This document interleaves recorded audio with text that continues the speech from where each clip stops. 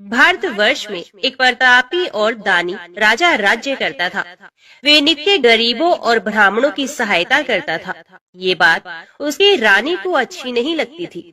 वे ना ही गरीबों को दान देती, ना ही भगवान का पूजन करती थी और राजा को भी दान देने से मना किया करती थी।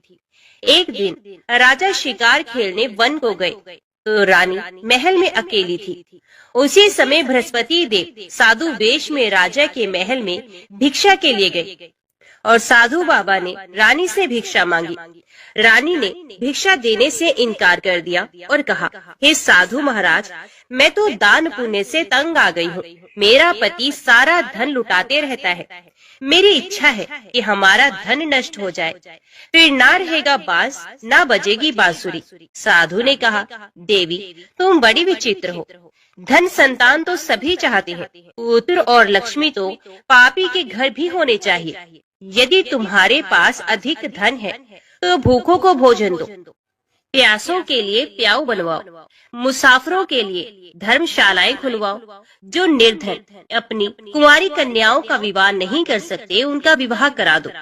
ऐसे और कई काम हैं जिनके करने से तुम्हारा यश लोक परलोक में फैलेगा।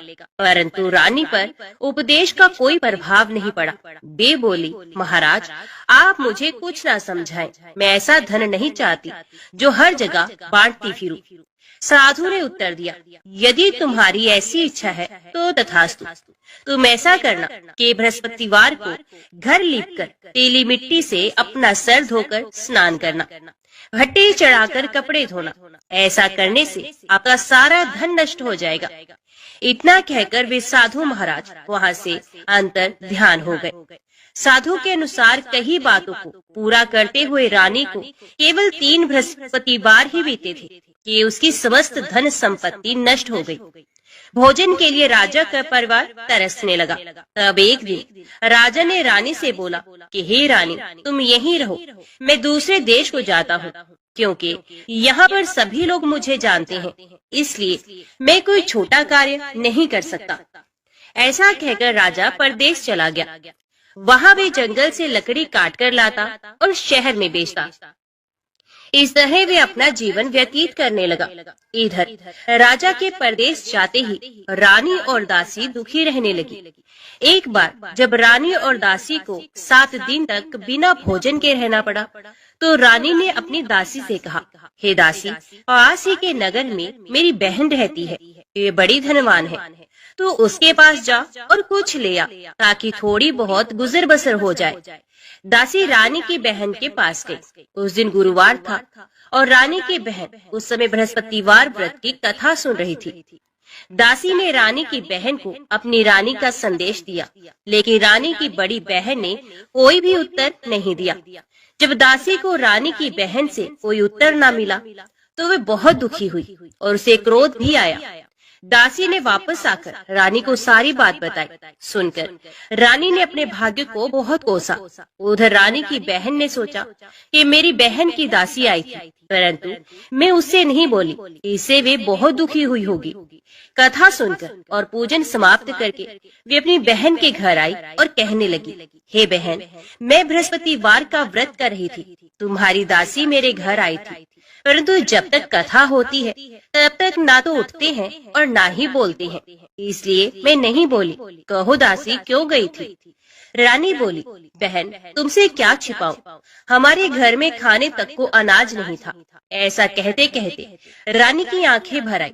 उसने दासी समेत पिछले 7 दिनों से भूखे रहने तक की बात अपनी बहन को विस्तार पूर्वक सुना दी। रानी की बहन बोली, देखो बहन, भगवान बृहस्पति देव सबकी मनोकामना को पूरा करते हैं। देखो, शायद तुम्हारे घर में अनाज रखा हो।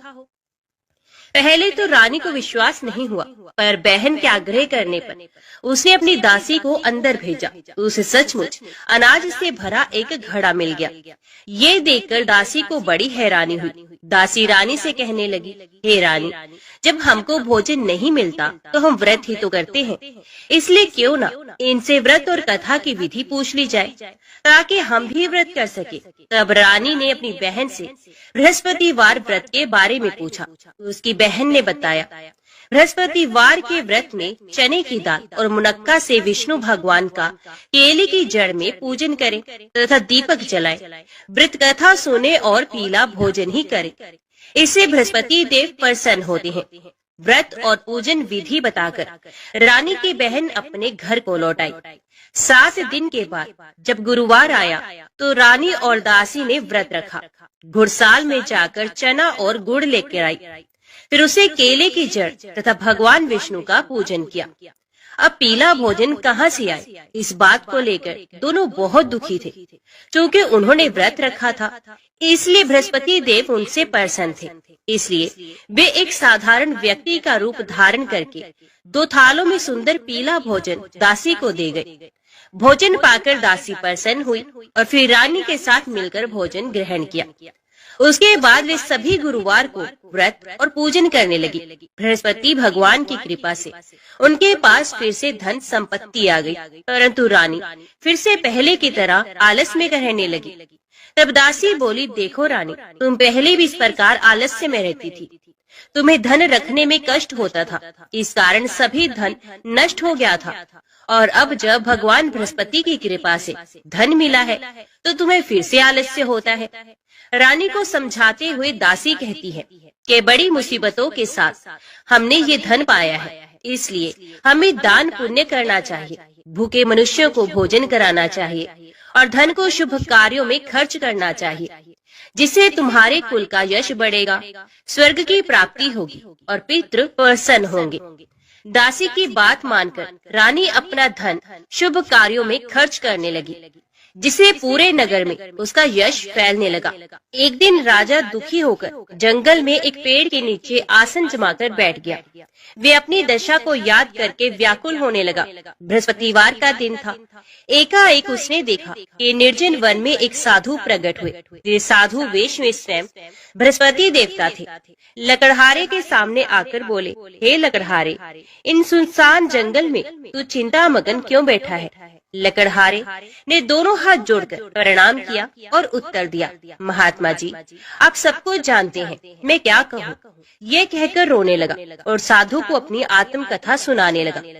महात्मा जी ने कहा, तुम्हारी स्त्री ने बृहस्पति के दिन बृहस्पति भगवान का निरादर किया है, जिसके कारण रुष्ट होकर उन्होंने तुम्हारी ये दशा कर दी है। अब तुम चिंता न करो, चिंता को दूर करके मेरे कहने पर चलो तो तुम्हारे सब कष्ट दूर हो जाएंगे और भगवान पहले से भी अधिक संपत्ति देंगे।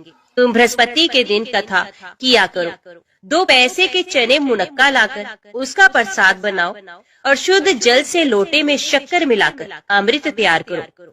कथा के पश्चात अपने सारे परिवार और सुनने वाले प्रेमियों में अमृत व प्रसाद बांटकर आप भी ग्रहण किया करो।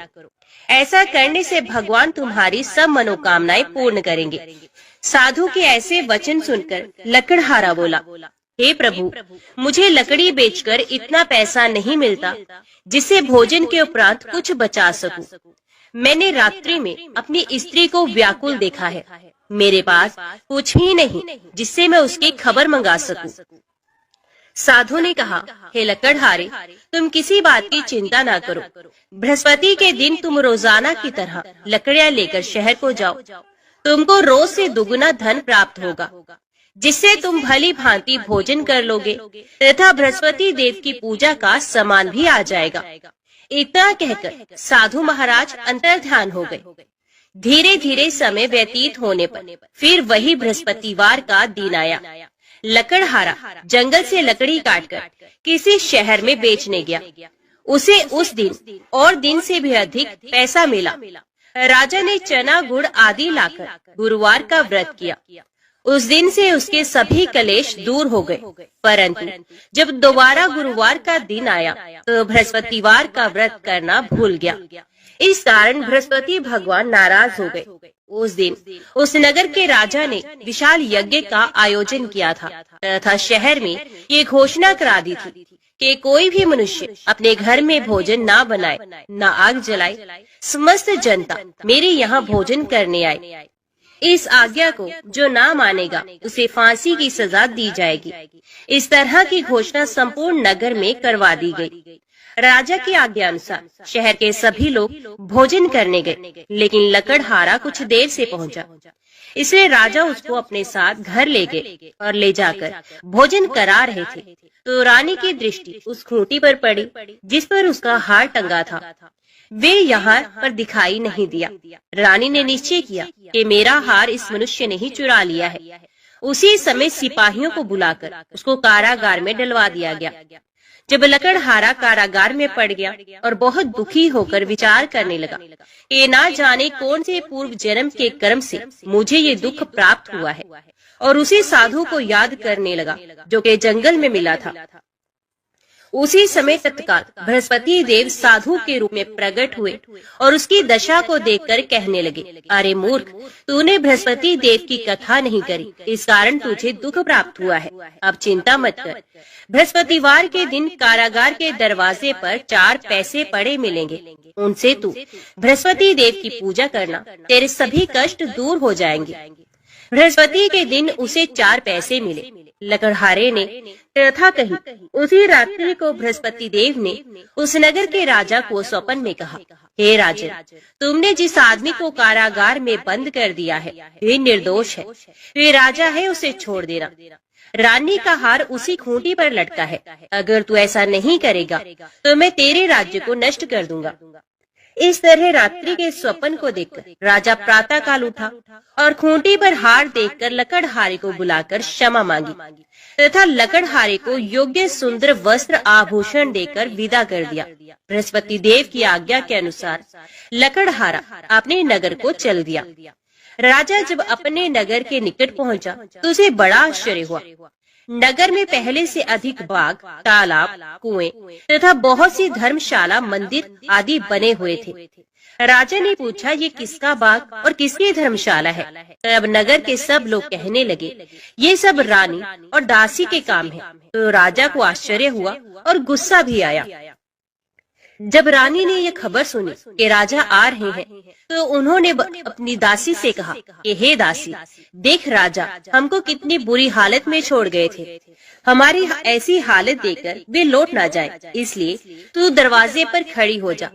आज्ञा अनुसार दासी दरवाजे पर खड़ी हो गई। राजा आए तो उन्हें अपने साथ ले आई। तब राजा ने क्रोध करके अपनी रानी से पूछा कि वे धन तुम्हें कैसे प्राप्त हुआ? तब उन्होंने कहा, हमें ये सब धन बृहस्पति देव के इस व्रत के प्रभाव से ही प्राप्त हुआ है। राजा ने निश्चय किया कि 7 रोज बाद तो सभी बृहस्पति देव का पूजन करते हैं, परंतु मैं प्रतिदिन दिन में 3 बार कहानी तथा रोज व्रत किया करूँगा। अब हर समय राजा के दुपट्टे में चने की दाल बंधी रहती तथा दिन में 3 बार कहानी कहता। एक रोज राजा ने विचार किया कि चलो अपनी बहन के यहाँ हो आए। इस तरह निश्चय कर राजा घोड़े पर सवार हो अपनी बहन के यहाँ को चलने लगा। मार्ग में उसने देखा कि कुछ आदमी एक मुर्दे को लिए जा रहे हैं। उन्हें रोककर राजा कहने लगा, अरे भाइयों, मेरी बृहस्पति देव की कथा सुन लो। वे बोले, लो हमारा तो आदमी मर गया है, इसको अपनी कथा की पड़ी है। परंतु कुछ आदमी बोले, अच्छा कहो, हम तुम्हारी कथा भी सुनेंगे। राजा ने दाल निकाली और जब कथा आधी हुई कि मुर्दा हिलने लग गया, और जब कथा समाप्त हो गई तो राम राम करते हुए मनुष्य उठकर खड़ा हो गया। आगे मार्ग में उसे एक किसान खेत में हल चलाता मिला। राजा ने उसे देखा और उससे बोला, अरे भैया, तुम मेरी बृहस्पतिवार की कथा सुनो। किसान बोला, जब तक मैं तेरी कथा सुनूंगा तब तक 4 हरिया जोत लूंगा। जा अपनी कथा किसी और को सुनाना। इस तरह राजा आगे चलने लगा। राजा के हटते ही बैल पछाड़ खाकर गिर गए तथा किसान के पेट में बड़ी जोर का दर्द होने लगा। उस समय उसकी माँ रोटी लेकर आई। उसने जब ये देखा तो अपने पुत्र से सब हाल पूछा और बेटे ने सभी हाल कह दिया। तो बुढ़िया दौड़ी दौड़ी उस घुड़सवार के पास गई और उससे बोली कि मैं तेरी कथा सुनूंगी, तो अपनी कथा मेरे खेत पर चलकर ही कहना। राजा ने बुढ़िया के खेत पर जाकर कथा कही, जिसके सुनते ही वे बैल उठकर खड़े हो गए। किसान के पेट का दर्द भी बंद हो गया। राजा अपनी बहन के घर पहुंचा। बहन ने भाई की खूब मेहमान निवाजी की। दूसरे रोज प्रातः काल राजा जगा तो वे देखने लगा कि सब लोग भोजन कर रहे हैं। राजा ने अपनी बहन से कहा, ऐसा कोई मनुष्य है जिसने भोजन ना किया हो, मेरी बृहस्पतिवार की कथा सुन लेगा। बहन बोली, हे भैया, ये देश ऐसा ही है, पहले यहाँ लोग भोजन करते हैं, बाद में अन्य काम करते हैं। अगर कोई पड़ोस में है तो मैं देखाऊं। वे ऐसा कहकर देखने चले गए, परंतु उसे कोई ऐसा व्यक्ति नहीं मिला जिसने भोजन ना किया हो। अतः वे एक कुम्हार के घर गई, जिसका लड़का बीमार था। उसे मालूम हुआ कि उनके यहाँ 3 रोज से किसी ने भोजन नहीं किया है। रानी ने अपने भाई की कथा सुनने के लिए कुम्हार से कहा। वे तैयार हो गया। राजा ने जाकर बृहस्पतिवार की कथा कही, जिसको सुनकर उसका लड़का ठीक हो गया। अब तो राजा की प्रशंसा होने लगी। एक रोज राजा ने अपनी बहन से कहा कि हे बहन, हम अपने घर को जाएंगे, तुम भी तैयार हो जाओ। राजा की बहन अपनी सास से पूछने गई। सास ने कहा, हाँ चली जा, परंतु अपने लड़कों को मत लेकर जाना, क्योंकि तेरे भाई की कोई औलाद नहीं। बहन ने अपने भैया से कहा, हे भैया, मैं तो चलूंगी, पर कोई बालक नहीं जाएगा। राजा बोला, जब कोई बालक नहीं चलेगा तब तुम भी क्या करोगी? बड़े दुखी मन से राजा अपने नगर को लौट आया। राजा ने अपनी रानी से कहा, हम निर्वंशी हैं, हमारा मुंह देखने का धर्म नहीं है और कुछ भोजन आदि नहीं किया। रानी बोली, हे प्रभु, बृहस्पति देव ने हमें सब कुछ दिया है, वे हमें औलाद अवश्य देंगे। उसी रात को बृहस्पति देव ने राजा से स्वप्न में कहा, हे राजा, उठ, सभी सोच त्याग दे, तेरी रानी गर्भ से है। राजा की ये बात सुनकर बड़ी खुशी हुई। 9वें महीने में उसके गर्भ से एक सुंदर पुत्र पैदा हुआ। तब राजा बोला, हे रानी, स्त्री बिना भोजन के रह सकती है, पर बिना कहे नहीं रह सकती। जब मेरी बहन आए तुम उसे कुछ मत कहना। रानी ने सुनकर हाँ कर दिया। जब राजा की बहन ने ये शुभ समाचार सुना तो वे बहुत खुश हुई तथा बधाई लेकर अपने भाई के यहाँ आई। तभी रानी ने कहा, घोड़ा चढ़कर तो नहीं आई, गधा चढ़ी आई। राजा की बहन बोली, भाभी, मैं इस प्रकार ना कहती तो तुम्हें औलाद कैसे मिलती? बृहस्पति देव ऐसे ही हैं, जैसे जिसके मन में कामनाएं हैं सभी को पूर्ण करती हैं। जो सद्भावना पूर्वक बृहस्पतिवार का व्रत करता है एवं कथा पढ़ता अथवा सुनता है, दूसरों को सुनाता है, बृहस्पति देव उसकी सभी मनोकामनाएं पूर्ण करते हैं। भगवान बृहस्पति देव उसकी सदैव रक्षा करते हैं। संसार में जो मनुष्य सद्भावना से भगवान जी का पूजन व्रत सच्चे हृदय से करते हैं तो उनकी सभी मनोकामनाएं पूर्ण करते हैं। जैसे सच्ची भावना से रानी और राजा ने उनकी कथा का गुणगान किया तो उनकी सभी इच्छाएं बृहस्पति देव ने पूर्ण की। इसलिए पूर्ण कथा सुनने के बाद प्रसाद लेकर ही जाना चाहिए। हृदय से उसका मनन करते हुए जयकारा बोलना चाहिए। बोलो बृहस्पति भगवान की जय। श्री लक्ष्मी नारायण भगवान की जय। चंद्रवंश में सुवीर नाम से प्रसिद्ध एक राजा हो गए हैं। दक्षिण भारत के नारायणपुर में उनकी राजधानी थी। महाराज सुवीर की रानी नंदिनी के गर्भ से एक पुत्र हुआ, जिसका नाम तोंडमान रखा गया। राजकुमार तोंडमान बड़े ही वीर थे। 5 ही वर्ष की अवस्था से उनके हृदय में भगवान विष्णु की भक्ति प्रकट हो गई थी। युवा होने पर पांडे नरेश की सुंदरी पुत्री पद्मा के साथ उनका विवाह हुआ। विभिन्न देशों की अनेक राजकुमारियों ने भी स्वयंवर सभा में उनका ही वर्ण किया था। उन्हें देवराज इंद्र की भांति रिद्धि सिद्धि एवं सुखभोग की सामग्री सुलभ थी, तो भी वे उनमें आसक्त न होकर सदा भगवान के चिंतन में ही संलग्न रहते थे। एक दिन राजकुमार तोंडमान पिता की आज्ञा से वेंकटगिरी के समीप शिकार खेलने के लिए गए। शिकार में वे उन्हीं हिंसक जीवों का वध करते थे जो प्रजा के लिए भय उपस्थित करने वाले थे। स्वर्णमुखरी नदी पार करके ब्रह्म ऋषि शुक और रेणुका देवी का दर्शन करते हुए तोंडमान जब पश्चिम दिशा की ओर आगे बढ़े तब एक जगह उन्हें पंचरंगा तोता दिखाई दिया। वे देखने में बड़ा ही सुंदर था और भगवान श्रीनिवास का नाम रट रहा था। उसकी दिव्य आकृति और मधुर बोली पर राजकुमार मुग्ध हो गए और उसे पकड़ने के लिए उसका पीछा करने लगे। तोता उड़कर बेंगटांचल के शिखर पर जा पहुंचा। तोंडमान भी उसका अनुसरण करते हुए गिरिराज पर चढ़ गए, परंतु वहां वे तोता कहीं भी दिखाई नहीं दिया। पास ही में श्यामा कवन था। निषाद राज वसु, जो भगवान श्रीनिवास के अनन्य भक्त थे, उस वन की रखवाली करते थे। राजकुमार को आते देख उन्होंने उनकी अगवानी की और उन्हें प्रणाम करके विनीत भाव से दोनों हाथ जोड़कर कहा, युवराज स्वागत है, कहिए आपकी क्या सेवा करूं? राजकुमार बोले, वनेचर, इधर एक पंचरंगा तोता उड़ता हुआ आया है, क्या तुमने उसे देखा है? वे श्रीनिवास की रट लगा रहा था, मैं उसी को ढूंढ रहा हूँ, बताओ वे किधर गया है? वसु ने कहा, युवराज वे भगवान श्रीनिवास का तोता है, उसे श्रीदेवी और भूदेवी ने ही पाल पोस कर बड़ा किया है, उसे कोई पकड़ नहीं सकता। भगवान को वे शुक बहुत ही प्रिय है। अब मैं भगवान की आराधना के लिए जाता हूँ, जब तक लौट कर ना आऊं तब तक आप यहीं वृक्ष के नीचे आराम कीजिए। राजा ने कहा, निषाद राज, मैं भी भगवान के दर्शन करूंगा, मुझे अपने साथ ले चलिए। वसु ने बहुत अच्छा कहकर युवराज को अपने साथ ले लिया। स्वामी पुष्करणी में युवराज सहित विधि पूर्वक स्नान करके वे दिव्य विमान में विराजमान भगवान श्रीनिवास के समीप गए। तोंडमान ने देखा, बिल वृक्ष के नीचे भगवान का दिव्य विमान प्रकाशित हो रहा है, उसके भीतर भगवान श्रीनिवास विराज रहे हैं। परम सुंदरी श्री देवी और भूदेवी उनकी सेवा में संलग्न है। उनके श्री अंगों की श्यामलता अलसी के फूल से सुशोभित हो रही है। नेत्र खिले हुए कमल दल की भांति सुंदर एवं विशाल है। 4 भुजाएं थी। भगवान के अंग अंग से उदारता प्रकट हो रही थी। उनके मुखार बिंद पर मंद मंद मुस्कुराहट की छटा मन को मोह लेती थी। श्री अंगों पर पीताम्बर की अपूर्व शोभा थी।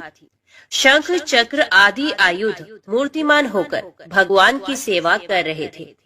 युवराज भगवान का यह अद्भुत स्वरूप देखकर मुग्ध हो गए और उन्होंने अपना तन मन धन एवं जीवन उन्हीं के चरणों में न्यौछावर कर दिया। उन दिनों वहां गए हुए सभी बड़भागी भक्तों को उनके प्रत्यक्ष दर्शन होते थे। निषाद राज ने भगवान का पूजन करके उन्हें मधु मिश्र सामा का भात निवेदन किया और प्रसाद लेकर राजकुमार के साथ वे पुनः अपनी कुटी पर लौट आए।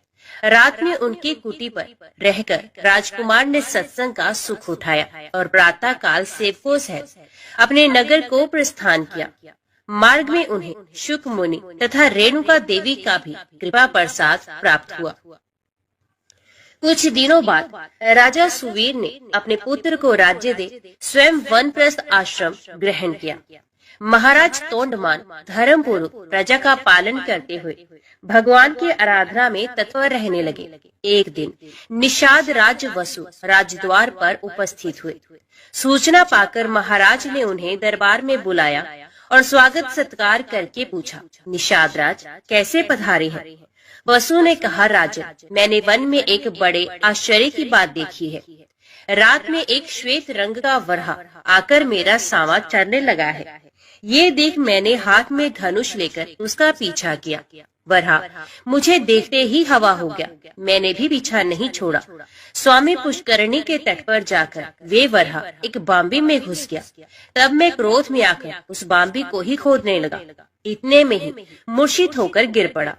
उसी समय मेरा पुत्र भी वहां आ पहुंचा। मुझे मूर्छित देख वे भगवान मधुसूदन की स्तुति करने लगा। भगवान वरहा का मुझ में आवेश हुआ। उन्होंने मेरे पुत्र से कहा, निषाद राज बसु, शीघ्र ही महाराज तोंडमान के पास जाकर मेरा सारा वृतांत उनसे कहो। राजा काली गौ के दूध से मेरा अभिषेक करते हुए इस वल्मी को धो डाले। इसके भीतर एक सुंदर शिला प्राप्त होगी। उसे लेकर शिल्पी द्वारा मेरी वरहा मूर्ति का निर्माण कराए, जिससे मैं भूमि देवी को अपने बाएं अंक में लेकर खड़ा रहूं। मूर्ति तैयार हो जाने पर बड़े बड़े मुनीश्वरों और वेखानस महात्माओं द्वारा उसकी स्थापना कराकर स्वयं तोंडमान भी उसकी पूजा करे। यो कहकर भगवान वरहा ने मुझे छोड़ दिया। तब मैं पूर्वत स्वस्थ हो गया। देवादिदेव भगवान वरहा आपसे क्या कराना चाहते हैं, ये बताने के लिए ही मैं आपकी सेवा में उपस्थित हुआ हूँ।